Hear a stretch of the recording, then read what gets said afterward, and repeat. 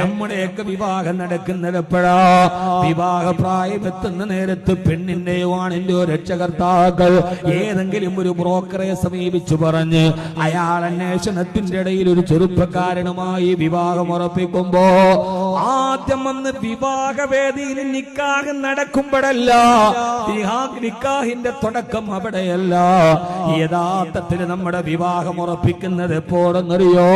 നമ്മളൊക്കെ പറയില്ലേ കല്യാണം നിശ്ചയമാണ്. അത് നമ്മുടെ നിശ്ചയമല്ലല്ലോ, പിന്നെങ്ങനെ നടക്കുക?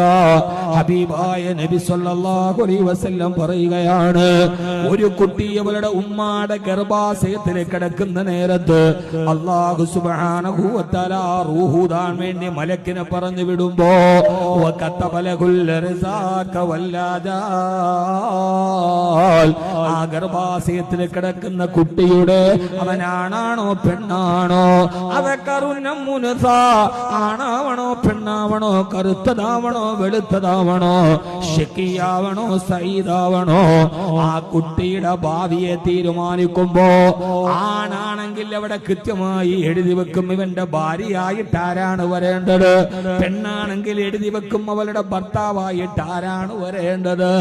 അത് അല്ലാഹുവിന്റെ തീരുമാനപ്രകാരം തലയിലെഴുതി അവസാനം അതെല്ലാം കഴിഞ്ഞിട്ട് ഉമ്മയുടെ ഗർഭാശയത്തിൽ കിടന്ന് ഗർഭധാരണം നടക്കുമ്പോൾ ഒരു സ്പൂൺ ദ്രാവകം കൊള്ളാം വലിപ്പമുള്ള, പൂർണ്ണ ഗർഭിണിയാകുമ്പോൾ 5 ലിറ്റർ വെള്ളം കൊള്ളാം വലിപ്പത്തിൽ വ്യാപ്തി ഉണ്ടാകുന്ന നമ്മുടെ ഉമ്മാടെ ഗർഭാശയത്തിന്റെ ഉള്ളിലാണ് നമ്മുടെ കല്യാണ നിശ്ചയം നടന്നത്.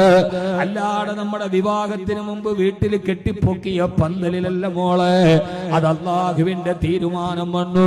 എന്റെ ഉമ്മയുടെ ഗർഭാശയത്തിന്റെ ഉള്ളിൽ ഞാൻ കിടക്കുന്ന നേരത്ത് അല്ലാഹു എഴുതി വെച്ചതാണ് എന്റെ തലയിൽ ആരാണ് എന്റെ ഭാര്യയാവേണ്ടത്. ഇവിടെ നിന്ന് വെളിപ്പാടകല തിരുവരുപ്പാടകല ഇടുക്കി ജില്ലയിലെ കാഞ്ഞാറ് ഞാൻ ജനിച്ച എന്റെ തലയിൽ അല്ലാഹു എഴുതി വെച്ചിരുന്നത് ഇടുക്കിയും കഴിഞ്ഞ് കോട്ടയവും കഴിഞ്ഞ് ആലപ്പുഴയും കഴിഞ്ഞ് കൊല്ലവും കഴിഞ്ഞ് തിരുവനന്തപുരം ജില്ലയുടെ ഓരത്തുള്ള ഒരു പെൺകുട്ടിയുടെ പേരാണെങ്കിൽ സഹോദരാ,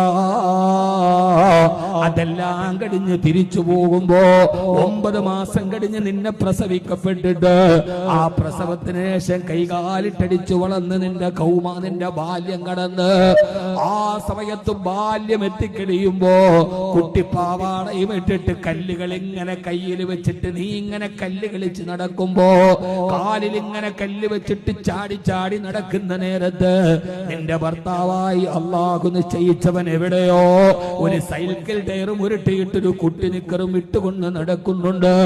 അത് കഴിഞ്ഞ് കൗമാരത്തിലേക്ക് എത്തി നീ സുന്ദരമായി മുടിയും കട്ട് ചെയ്ത് പുരികവും പ്ലക്ക് ചെയ്യാൻ തുടങ്ങുമ്പോ നിനക്ക് നിശ്ചയിച്ച നിന്റെ മാപ്പിളയുണ്ടല്ലോ, അവനെവിടെയോ മഴവെള്ളപ്പാച്ചില് വയലിൽ വന്ന് വെള്ളം കയറിയപ്പോ മീനും പിടിച്ചിട്ടവൻ അതിലൂടെ നടക്കുന്നുണ്ട്.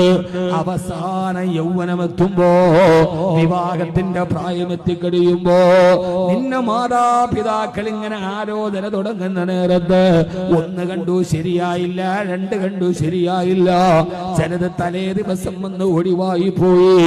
ഇല്ല സഹോദരായില്ല, ഏതാണ്ട് 20-25 വർഷം കഴിയുമ്പോ ഉമ്മാന്റെ ഗർഭാശയത്തിൽ പടച്ചവൻ എഴുതി വെച്ച പെണ്ണിനെ നിന്റെ മുമ്പിലേക്ക് കൊണ്ടുവന്ന് പാനിപ്രപ്പള്ളിയുടെ മെഹ്റാബിന്റെ താഴെ നിങ്ങളുടെ പ്രിയപ്പെട്ട ഇമാം റഷീദ് വാക്കവി കയ്യിൽ പിടിച്ചിട്ട് വാങ്ങുത്തുക്കാന്ന് പറയുമ്പോ അത് വാപ്പ തേടി പിടിച്ചതല്ല, അത് ഉമ്മ കണ്ടുപിടിച്ചതല്ല, കല്യാണത്തിന് എവിടെയോ കണ്ടപ്പോ ആലോചിച്ചതല്ല.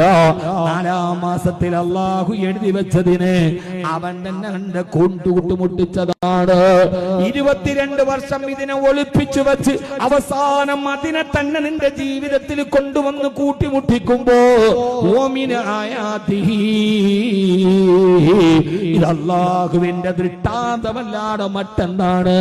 ഇതിനെ വെച്ചിട്ടാണോ നിങ്ങൾ കളിക്കുന്നത്? പടച്ചവന്റെ ഈ കലാ ആണ് അവിടെ നടപ്പാവുന്നത്. കൈ കൊടുത്തിട്ട് ഇങ്ങനെ പറയുമ്പോ അള്ളാന്റെ കലാ നടപ്പാവുകയാണ്. എന്റെ കലായിനെയാണോ നിങ്ങൾ പരിഹസിക്കുന്നത്? എന്റെ കലായിനെയാണോ വിവാഹവേദികളിൽ നിങ്ങൾ തുള്ളിക്കളിക്കുന്നത്? അല്ലാഹു നിക്കാഹിനെ കുറിച്ച് പറഞ്ഞത്